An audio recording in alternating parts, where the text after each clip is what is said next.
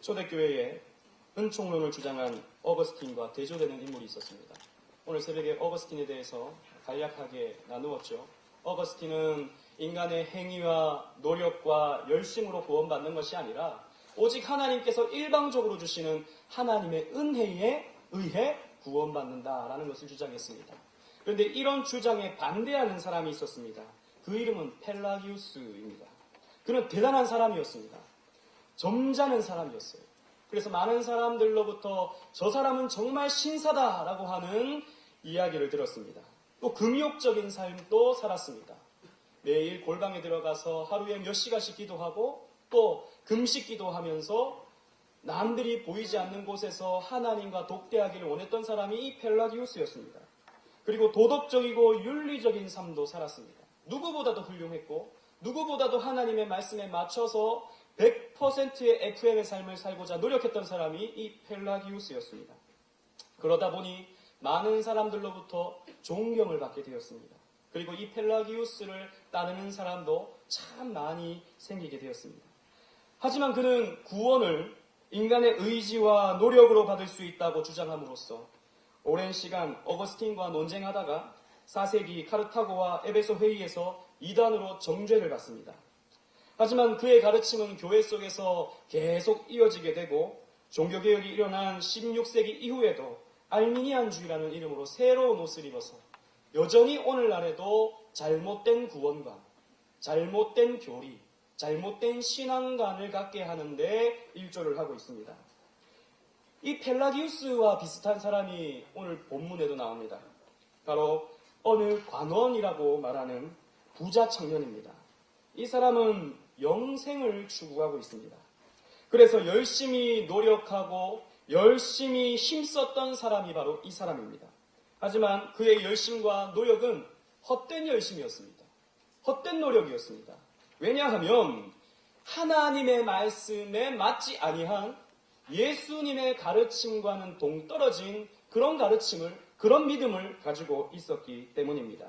그래서 그는 열심히 살고 열심히 노력했지만 잘못된 신앙을 가짐으로 결과적으로는 불행을 겪었던 사람인 것입니다. 오늘 본문을 통해서 종교생활은 열심히 하지만 구원에 이르지 못하는 교회 안에 불쌍한 사람들, 교회 안에 불쌍한 사람들이 어떤 사람인지 한번 살펴보고자 합니다. 오늘은 어떤 자가 불행한 사람인가를 오늘 말씀을 통해서 살펴보고 내일은 어떤 사람이 진정한 행복자인가를 살펴봄을 통해서 우리가 어떤 삶을 살아야 하는가, 어떤 신앙을 가져야 하는가 살펴보고자 하는 것입니다. 이 사람은 외면적으로는 훌륭해 보이는 사람이었습니다. 우리 하나님 말씀 누가복음 18장 18절로 21절을 우리 다 같이 한번 읽어보도록 하겠습니다. 성경책 펴고 큰 목소리로 또렷또렷하게 시작하면 읽습니다. 시작! 어떤 관원이 물어가로되 선한 선생님이여 내가 무엇을 하여야 영생을 얻으리이까? 예수께서 이르시되 내가 어찌하여 나를 선하다 일컫느냐? 하나님 한 분 외에는 선한 이가 없느니라. 내가 계명을 안 하니 간음하지 말라, 살인하지 말라, 도적질하지 말라, 거짓 증거하지 말라, 내 부모를 존경하라 하였느니라. 여짜오되 이것은 내가 어려서부터 다 지켰나이다. 아멘. 관원이라 했습니다. 18절 말씀 보니까 어떤 관원이 물어가로되 라고 했습니다. 이 관원에 대해서는 신학자들의 의견이 분분한데 어떤 사람은 이스라엘의 국회의원과 같은 산헤드린 공회원이었다라고 추측하기도 합니다. 또 어떤 사람은 유대 회당의 사무를 맡아보던 지방 관원이었다라고 주장하기도 합니다. 두 공직에 대해서 약간의 차이가 있지만 분명한 것은 두 공직 다 그 당시에 많은 사람들로부터 존경받던 자리였던 것입니다. 마태복음은 그를 청년이다라고 기록하고 있습니다. 그는 젊은 나이에, 그는 어린 나이에 일찍 성공한 사람이었습니다. 그는 그만큼 실력이 있었고 이에 대해 많은 사람들로부터 신망이 두터웠던 사람이었습니다. 그리고 본문 말씀을 보시면 이 관원은 예수님을 존경하고 있습니다. 이 관원은 예수님께 선한 선생님이요 라고 말했습니다. 이 말은 예수님께 대한 깊은 신뢰가 있었다, 깊은 존경이 있었다라는 말입니다. 실제로 이 관원은 가난한 사람들을 돕고 병든 자를 치료하시는 예수님의 모습을 보면서 진심으로 존경하고 있었습니다. 또한 마가복음에 보면 이 관원이 예수님 앞에서 무릎 꿇고 선한 선생님이여 라고 했다라고 기록하고 있는 것입니다. 무릎을 꿇는 것은 굉장한 존경의 표현입니다. 그리고 이 부자 청년, 어느 관원인 이 사람은 영혼의 문제에 관심이 많았습니다. 예수님께 이렇게 말했습니다. 내가 무엇을 하여야 영생을 얻을 수 있습니까? 이 사람은 결코 이 세상의 삶만 가지고 고민하지 않았습니다. 그 이 세상의 삶의 문제만을 가지고 염려하지 않았습니다. 이 사람은 영혼의 문제에도 관심이 많았습니다. 그는 영혼을 생각했습니다. 영생을 생각했습니다. 그리고 그것에 대한 탐구와 갈망이 있었던 사람입니다. 이것은 이 사람이 얼마나 탁월한 사람인가를 잘 보여주는 구절입니다. 그리고 이 청년은 율법을 아주 잘 지키고 있었습니다. 간음하지 말라, 살인하지 말라, 도적질하지 말라, 거짓 증거하지 말라, 내 부모를 공경하라. 예수님이 이 가르침을 하자 마치 기다렸다는 듯이 이런 것쯤은 제가 어릴 때부터 다 지켰습니다. 라고 대답을 했습니다. 이 사람은 상당히 윤리적이었고 모범적인 사람이었습니다. 한마디로 훌륭했던 사람입니다. 이 사람은 존경받기에 조금의 부족함이 없습니다. 누가 보아도 이 사람에게 있어서 구원은 당연해 보였습니다. 이런 사람이 구원받지 못한다면 도대체 어떤 사람이 구원을 받을 수 있겠습니까? 하지만 놀랍게도 예수님은 이 사람을 향하여 너는 부족하다라고 말하고 있습니다. 우리 본문 22절로 23절 말씀 우리 다 같이 한번 읽겠습니다. 시작. 예수께서 이 말을 들으시고 이르시되 내가 오히려 한 가지 부족한 것이 있으니 내게 있는 것을 다 팔아 가난한 자들에게 나눠주라. 하늘에서 보화가 내게 있으리라. 그리고 와서 나를 쫓으라 하시니 그 사람이 큰 부자이므로 이 말씀을 듣고 심히 근심하더라. 아멘. 놀라운 사실은 누가 보아도 구원에 가까운 듯이 보이는 이 사람에 대해서 예수님은 너는 부족하다라고 말씀하신 것입니다. 너는 영생을 취하지 못했다. 너는 영생을 가지지 못했다. 너는 영생에 다다르지 못했다라고 말씀하시는 것입니다. 즉 너의 그 관원이라는 신분이 너를 구원할 수 없다라고 말씀하신 것입니다. 아무리 높은 자리에, 칭송받는 자리에, 존경받는 자리에 있다 하더라도 그 신분으로는 구원을 얻을 수가 없는 것입니다. 위원장이라는 자리에 있다 하더라도, 총무라는 자리에 있다 하더라도, 조장이라는 자리에 있다 하더라도, 나중에 집사가 되고 권사가 되고 장로가 되고 심지어는 목사라는 자리에 있다 하더라도 그 자리가 구원을 주지는 못한다라는 것입니다. 그리고 또 예수님을 존경한다는 이유로도 구원을 얻지 못한다라는 것입니다. 세상 사람들은 위대한 성인 그러면 이 성인 가운데 예수님을 포함시킵니다. 여러분 4대 성인이 누구죠? 예수님 이거 다 알겠고 네? 공자 또 석가모니 또 마호메트 이 4명을 4대 성인이라고 말합니다. 뭐 여기저기서 말을 하는데 자신이 있는 건지 없는 건지 틀리면 어떡하나 이런 생각에 머뭇거리는데 이 4사람이 4대 성인이라고 합니다.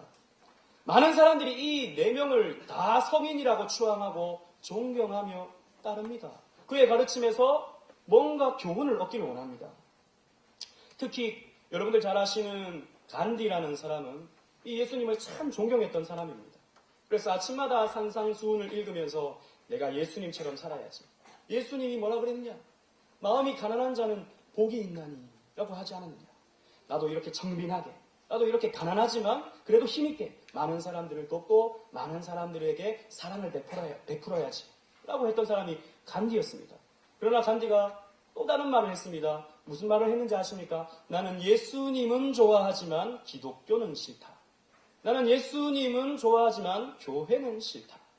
무슨 말입니까? 예수님을 하나의 인간으로서는 존경하고 따르지만 그를 신앙화하지는 않겠다라는 말입니다.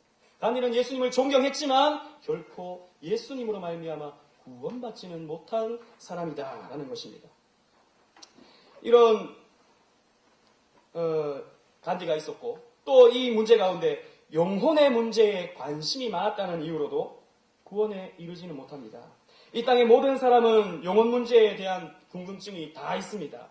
하지만 죄로 인해서 그러한 궁금증이 왜곡되어지고 굴절되어서 엉뚱한 상상으로 이어지게도 됩니다. 그래서 전생에 대한 궁금증을 가지기도 하고 또 내세에 대한 막연한 상상을 하기도 합니다. 그래서 죽으면 어떻게 되는지 수많은 종교가 나름의 답을 내립니다. 극락을 간다, 연옥에 간다, 또 저승에 간다. 다양한 의견들이 있습니다. 나름의 다 영혼에 대한 궁금증, 영혼에 대한 갈망 다 가지고 있는 것입니다. 특히 오늘날에는 뉴에이지 사상이라는 이런 사상이 명상 혹은 현상세계 배후에 또 다른 영적 세계를 탐구함으로 나름 영혼의 문제에 답을 내리기를 시도합니다. 하지만 이런 뉴에이지 사상은 하나님을 완전히 배제한 인간 자체의 시도로서 영혼 문제에 답을 내리고 있는 것입니다. 그래서 오히려 이 영혼 문제를 탐구함으로 더 하나님을 대적하게 되고 하나님으로부터 멀어지게 되는 경우를 보게 됩니다. 그리고 율법을 지킨다고 해서 구원에 이르지도 못합니다.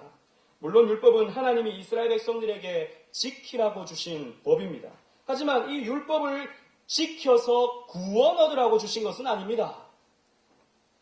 율법의 기능은 죄를 깨닫기 위함입니다. 로마서 3장 20절 말씀에 그러므로 율법의 행위로 그의 앞에 의롭다 하심을 얻을 육체가 없나니 율법으로는 죄를 깨달음이라 라고 했습니다.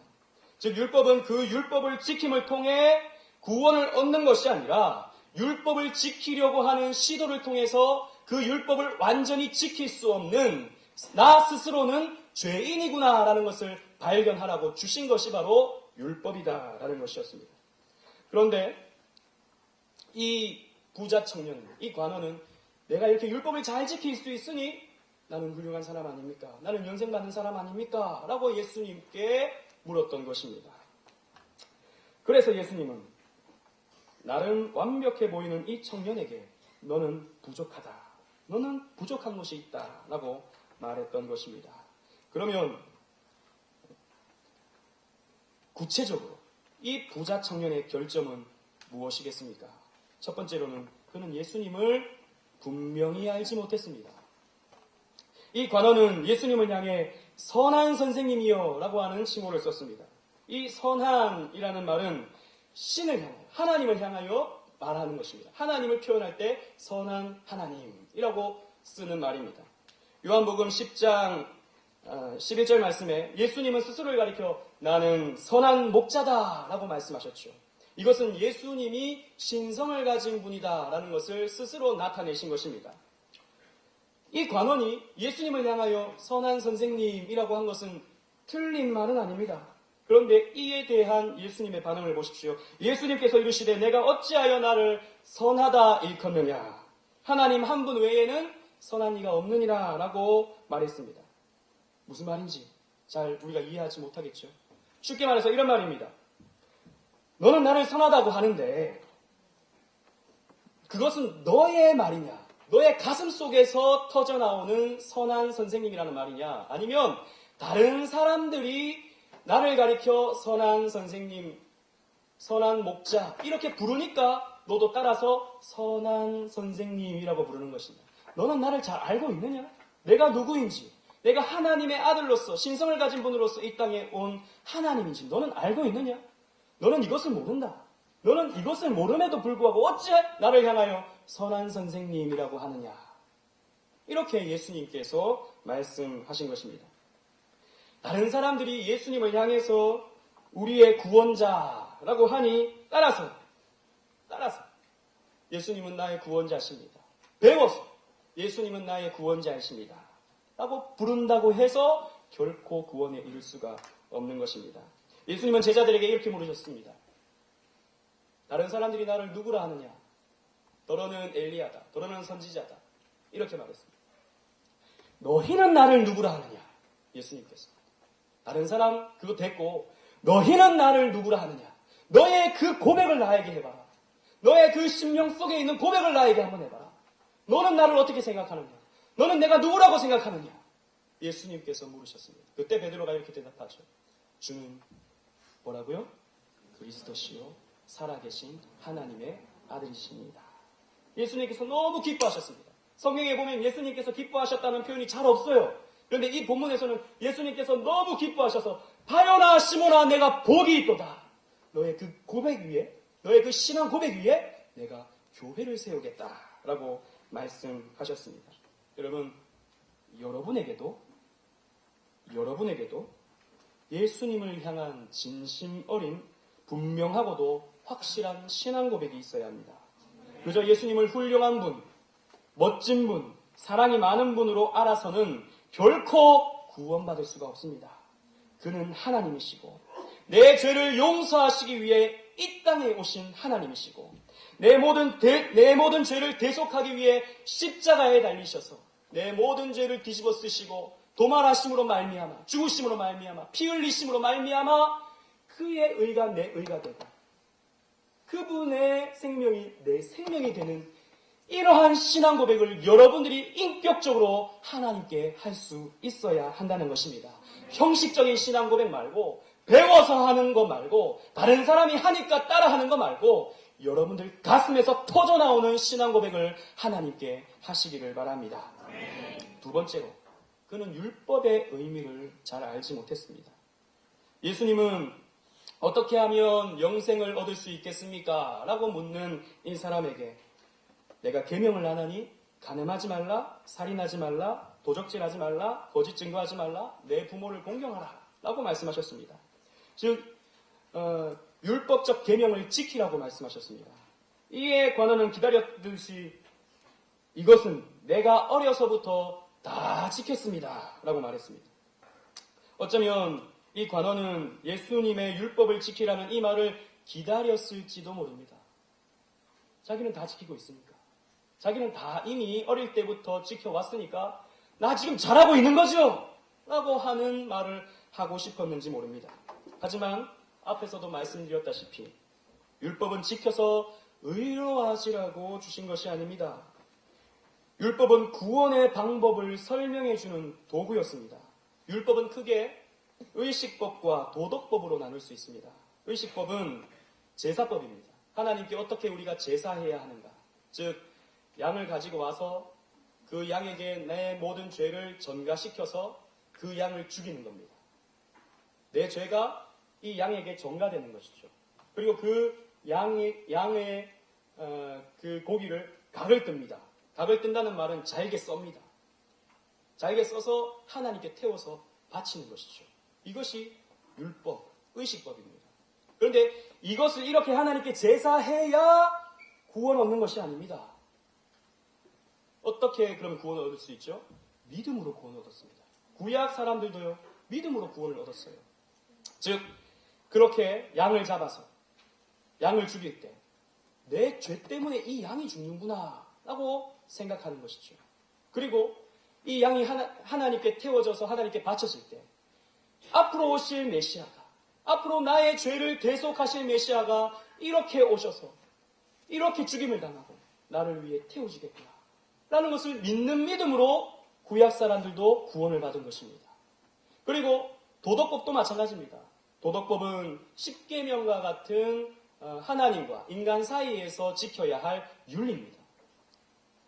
하지만 우리 인간은 연약하기 때문에 그 율법을 다 지키지 못합니다.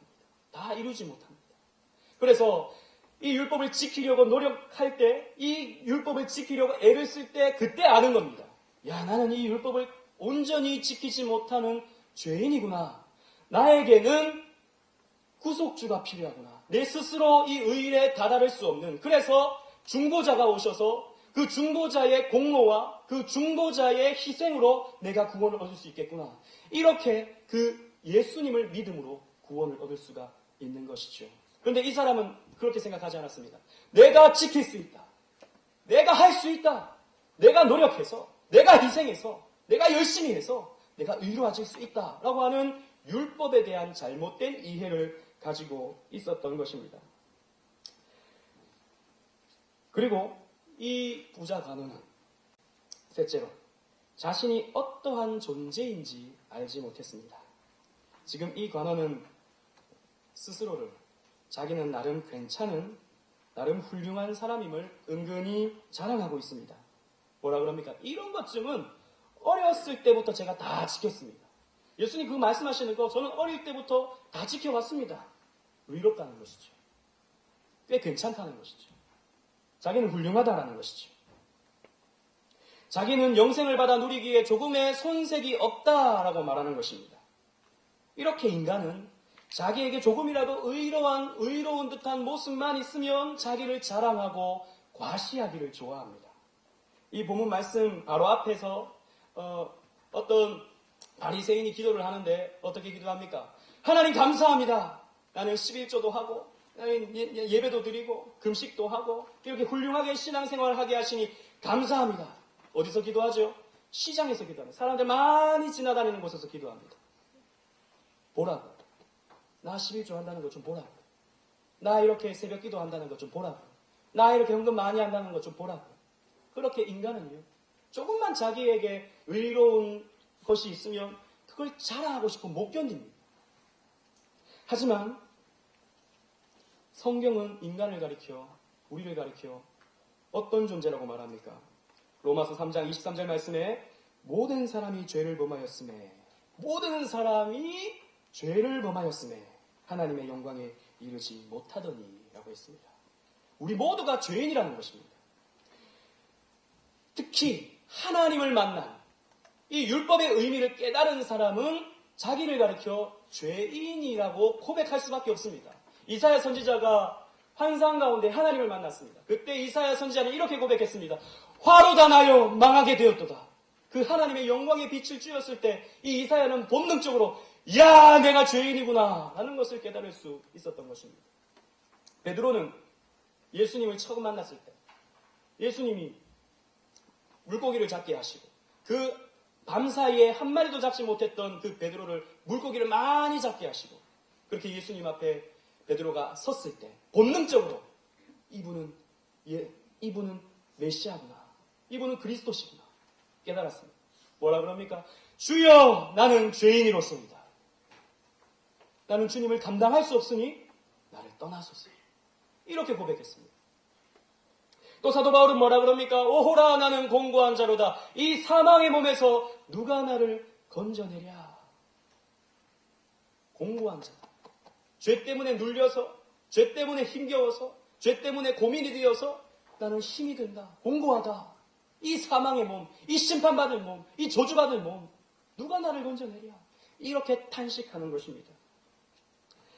앞에서도 말씀드렸다시피 율법은 자신이 죄인임을 깨닫게 하는 도구라고 했습니다. 율법을 요약하면 여러분 무엇이죠? 하나님 사랑, 이웃 사랑입니다. 율법을 요약하면 하나님 사랑, 이웃 사랑입니다. 여러분 우리는 정말 마음을 다해, 정성을 다해, 뜻을 다해 하나님을 사랑하고 있습니까? 이웃 사랑. 이웃을 어떻게 사랑하라고 그랬어요?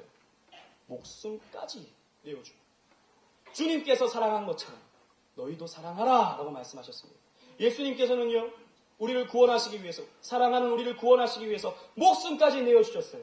여러분 이웃을 위해서 그렇게 목숨까지 내어줄 수 있는 사랑을 여러분 가지고 계십니까? 예수님 뭐라 그러셨어요? 오른뺨을 치거든 왼뺨을 내밀어라. 억지로 오리길 가자 하면 십리길 동행해줘라. 겉옷을 달라 하면 속옷까지 내어줘라. 예수님께서 오셔서 새로운 율법을 우리에게 주셨습니다. 이거 우리 지킬 수 있나요? 완전히 지킬 수 있나요? 누가 내 뺨을 한번 탁 때리면 너도 안 맞아봐라.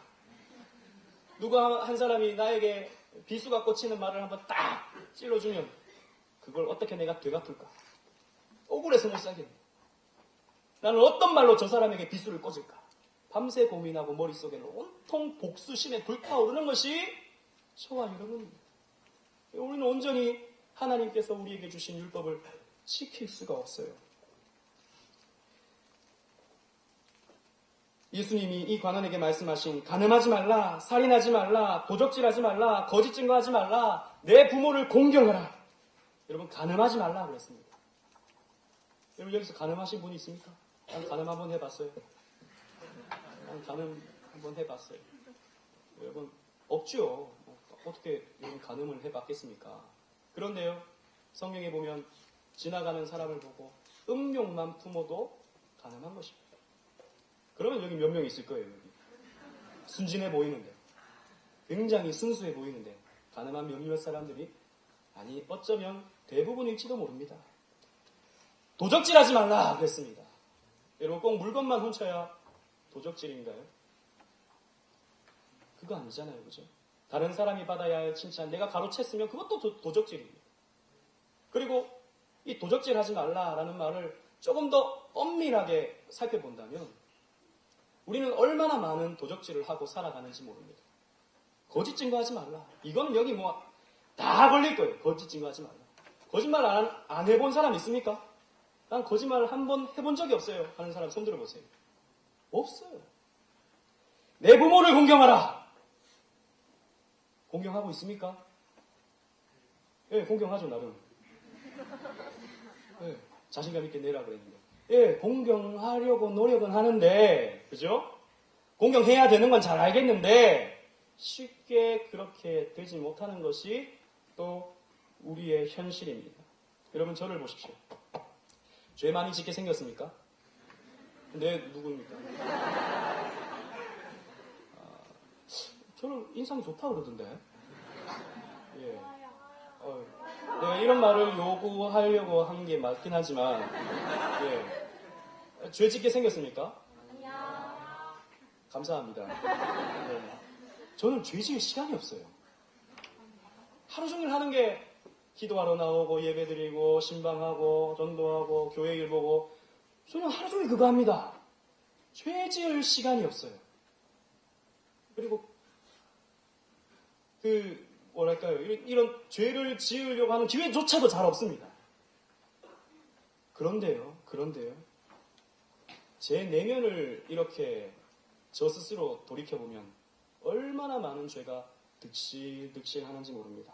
교만이 있고요, 탐욕이 있고요, 게으름이 있고요, 수많은 죄가 제 안에 가득합니다. 예전에는 몰랐어요. 예전에는 저도 꽤 괜찮은 사람인 줄 알고 있었습니다. 그런데 성경을 알면 알수록, 이 진리의 말씀을 가까이 하면 가까이 할수록, 이 성경 말씀을 곱씹으면 곱씹을수록 이 성경이요, 제가 얼마나 추악한 사람인지, 제가 얼마나 더러운 사람인지 낱낱이 파헤칩니다. 뿐만 아니라 저는 여러분들 만날 때도 교회, 학교, 집밖에 몰랐어요. 다른 데 가본 적이 없어요. 교회, 학교, 집. 교회 갔다가 학교 갔다가 또 집에 갔다가 교회 갔다가 교회 갔다가 학교 갔다가 집에 갔다가 다른 데 가보지를 못해봤습니다. 그런데요, 제 지난날 청소년 시절부터 쭉 이렇게 생각을 해보면 얼마나 파렴치한 죄들을 많이 지었는지 모릅니다. 만약에 그러한 죄들이 조금이라도 여러분들에게 공개가 된다고 한다면 저는 여기에 있을 수가 없습니다. 여기 이렇게 말씀을 전할 수가 없습니다. 하나님께서 적당히 가려주시기 때문에, 적당히 하나님께서 덮어주셨기 때문에 이렇게 하나님의 말씀을 여러분들에게 전할 수 있게 되는 것입니다. 여러분, 표정을 보니까 목사님은 도대체 무슨 죄를 지었나? 무슨 죄를 지었길래 저렇게 말씀하시나? 생각하시겠지만 그렇다고 해서 그렇게 엄청난 죄는 아닙니다. 여러분들이 짓는 그 죄, 여러분들의 기억 속에 지우고 싶은 그 죄 똑같이 저도 지었다라는 겁니다. 요즘은 무서운 게 목사님들의 과거를 자꾸 캐가지고 인터넷에 올리고 10년 전, 20년 전, 30년 전 그때의 죄까지도 막 이렇게 까발리는 그런 사람들이 있어요. 그런 걸 보면 저는 무섭습니다. 누가 또 나를 또 이렇게 뒷조사를 해가지고 사용 못하게 만드는 건 아닌가? 여러분, 저만 그렇습니까? 저만? 여러분들은 안 그렇습니까? 여러분들은 깨끗합니까? 여러분들은 정결합니까? 여러분, 우리는요, 하나님이 적당하게 가리워주시고 덮어주시고 용납해주시니까 이 자리에 앉아 있을 수 있는 거예요. 그래서 위원장도 하고 여부위원장도 하고 서기도 하고 회계도 하고 총무도 하고 조장도 하고 할 수 있는 것이지, 하나님께서 가리워 주시지 않으면 우리는 활동할 수가 없는 것입니다. 그래서 교회는요, 의인들이 모여가지고 의인들이 거룩하게 일을 하는 그런 공동체가 아닙니다. 죄인들의 집단이에요. 그래서 교회는 어떤 사람의 죄를 가지고 낱낱이 공개해서 그것을 까발리고 그것을 정죄하고 그것을 비난하고 그것을 욕하고 하는 것이 아니라 용납하고 용서해주고 덮어주고 가리워주고 사랑해주는 것이 교회인 줄로 믿으시기를 바랍니다. 어떤 사람들은 목사님은 왜 설교 말씀처럼 살지 못합니까? 목사님은 말씀은 그렇게 놓으시고는 왜 그렇게 살지는 못하십니까? 예, 저는 그렇게 못 살 것 같아요. 저는 설교하지만 제가 설교한 대로 다 살지를 못합니다. 그러나 여러분, 설교는요, 정답을 얘기하는 것이죠. 이 성경 말씀을 있는 그대로 말하는 것이죠.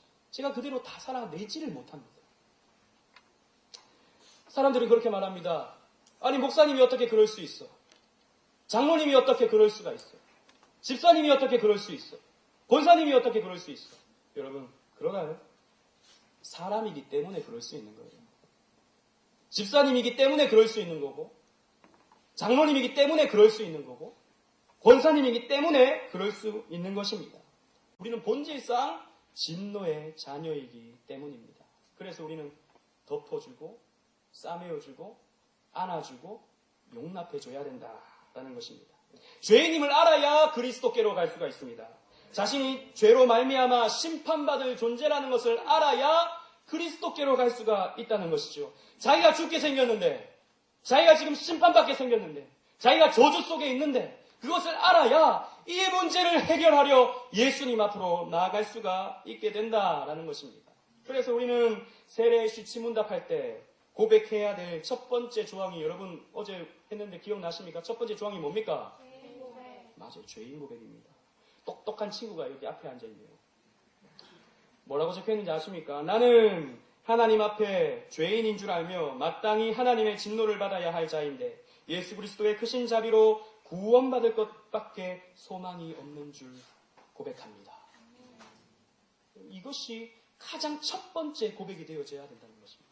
이게 돼야 구원에 다다를 수가 있게 되는 것입니다. 그래서 마가복음 2장 17절 말씀에 예수께서 들으시고 저에게 이르시되 건강한 자에게는 의원이 쓸데없고 병든 자에게라야 쓸데있느니라. 내가 의인을 부르러 온 것이 아니라 죄인을 부르러 왔노라 고 말씀하셨습니다. 죄인 고백하는 여러분들에게 주님께서 찾아오시는 겁니다. 그 죄 때문에 아파하는 여러분들에게 주님께서 찾아오셔서 그 피 묻은 손으로 여러분들의 죄를 깨끗하게 씻어 주시는 것입니다. 죄로 말미암아 정죄를 받아 죄짐에 눌려본 사람만이 그 죄의 짐을 덜어주는 예수님께 용서를 구할 수 있고, 그래서 긍휼과 사랑과 은혜를 체험할 수가 있게 되는 것입니다. 그리고 이 부자 청년은 네 번째로 자기 자신을 주님 앞에 다 내려놓지를 못했습니다. 예수님은 이 관원에게 이렇게 말씀하셨습니다. 내게 있는 것을 다 팔아 가난한 자들에게 나눠주라. 그리하면 하늘의 보화가 내게 있으리라. 그리고 와서 나를 쫓으라고 말씀하셨습니다. 내가 가진 이 많은 재산을 가난한 사람들에게 다 나눠줘라 라고 말씀하신 것입니다. 다른 복음서에서도 이 관원을 부자라고 말합니다. 그리고 이렇게 표현하는 것을 봐서 이 사람의 재물이 어느 정도였는지는 알 수 없지만 굉장히 많았던 것을 확인할 수 있습니다. 그런데 이 예수님의 요구 앞에 이 청년은 할 말을 잃어버렸습니다. 그리고 근심하며 돌아가 버렸습니다. 그는 적당한 금액은 사람들에게 나누어주며 존경을 받을 수 있었지만, 또 그런 마음이 있었지만 전 재산을 가난한 자들에게 다 나눠줄 마음은 전혀 없었습니다. 왜냐하면 이 관원에게 있어 그 돈은 힘이었기 때문입니다. 여러분, 돈은 힘입니다. 돈은 사람을 우러러 볼 수 있게 만들어줍니다. 돈을 가지면 다른 사람들로부터 부러움을 사게 만들어줍니다. 돈은 사람을 움직이게도 할 수 있으며 안락하게도 만들어줄 수 있습니다. 그래서 사람들은 돈을 벌려고 합니다. 더 가지려고 합니다. 돈 싫어하는 사람은 이 세상에 단 한 사람도 없습니다. 고차원적으로 고상하게 나는 돈 따위는 필요 없어요 라는 친구가 여기 있는지 모르겠지만 정말 없어 봐요. 정말 없어 보면 돈 귀한 줄 압니다. 돈이 얼마나 필요한 줄 압니다. 돈이 있어야 돼요. 안 그런 것처럼 하지만 돈 싫어하는 사람 세상에 없습니다. 그래서 죄인된 인생에게 돈이라는 것은 꿈이자 비전입니다. 그래서 모든 사람의 마음에는 돈에 대한 마음으로 꽉 차 있습니다. 그래서 예수님도 마태복음 6장 21절에 내 보물이 있는 그곳에는 내 마음도 있다 라고 말씀하셨습니다. 즉 사람은요 돈과 자신을 동일시합니다. 돈 많은 부자를 뭐라 그럽니까? 잘 사는 사람이라 그럽니다. 돈 없는 사람을 뭐라 그럽니까? 못 사는 사람. 아니, 돈 없이도 잘 살 수는 있는데 사람들은 돈이 많아야 잘 산다. 돈 없으면 못 산다. 돈과 자신을 동일시하는 것입니다. 하지만 구원받은 사람은 세상 사람들의 이러한 모습들과는 구별이 됩니다. 돈을 벌되 돈과 자신을 동일시하지는 않습니다. 돈을 벌되 그 돈을 섬기는 것이 아니라 하나님을 섬기기 위해 돈을 법니다. 세상 사람들의 목적은 돈이지만 성도의 목적은 돈이 아니라 하나님입니다. 돈은 하나님을 섬기는 수단일 뿐일 것입니다. 그래서 우리 교회는 멋진 표현을 가지고 있죠. 목적으로서의 예수, 수단으로서의 삶. 우리가 돈을 벌어야 하는 이유는 오직 구령운동회, 신학교 운동회, 별들의 운동회, 세계 선교 운동회, 학원 복음화 운동회, 문서 선교 운동회. 우리는 하나님께 그렇게 쓰임받기 위하여 돈이 필요한 것입니다. 여러분, 그래서 우리는 돈을 벌어야 됩니다. 우리 운동원들 공부 열심히 하십시오. 공부 열심히 해서 좋은 데 취직하고 능력을 배양해서 사업을 하십시오. 그리고 돈 많이 버십시오. 그 돈 많이 벌어서 여러분 다른 사람들에게 자랑하고 나 이만큼 돈 많아, 나 이만큼 힘 있어 이렇게 자랑하는 데 쓰지 마시고 하나님 나라를 위해 쓰시기를 바랍니다. 아멘 소리가 조금 더 커야 되는데 하나님 나라를 위해서 쓰시는 우리 운동원들이 되기를 바랍니다. 주님의 영광을 위하여 쓰는 운동원들이 되기를 바랍니다. 그리하면 하나님이 여러분들의 삶은 책임져 줍니다. 먼저 그의 나라와 그의 의를 구하라. 그리하면 이 모든 것, 먹고 입고 생활하는 이 모든 것은 우리 예수님께서 뭐라고 그러셨습니까? 내가 책임져 주겠다. 내가 책임져 주겠다. 하나님께서 너희들의 필요한 것을 다 안다. 하나님께서 너희들에게 무엇이 필요한지 어떻게 살면 안락하지 다 안다. 그런 거 너희들 구하지 말고 먼저 그의 나라와 그의 의를 구하라 라고 말씀하셨던 것입니다.